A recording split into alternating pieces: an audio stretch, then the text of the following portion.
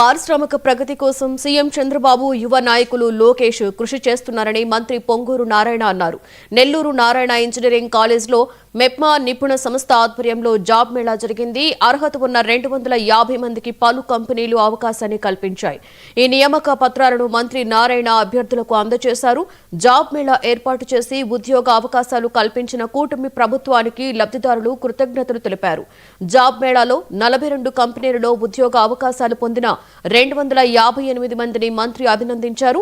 ఈ 5 ఏళ్లలో 20 లక్షల మందికి ఉద్యోగ అవకాశాలు కల్పించే దిశగా కూటమి ప్రభుత్వం ప్రయత్నిస్తుందని మంత్రి నారాయణ చెప్పారు.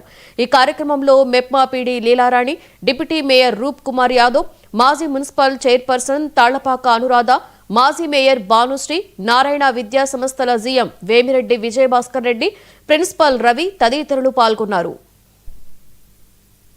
మినిమం 1 ఇయర్ నుంచి 4 ఇయర్స్ పడతాయి.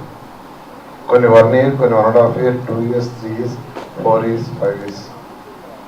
ఏది ఏమైనా ఈ రాష్ట్రంలో ఈ 5 సంవత్సరాల్లో 20 లక్షలు మినిమం ఉద్యోగాలు వచ్చేటట్టుగా ముఖ్యమంత్రి గారు ఈరోజు ప్రయత్నిస్తున్నారు.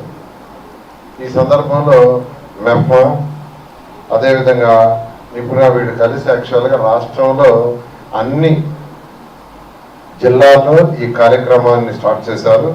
ఇంతవరకు 6,409 మంది ఇంటర్వ్యూకి అటెండ్ అయ్యారు ఇంతవరకు జరిగిన జిల్లాలో.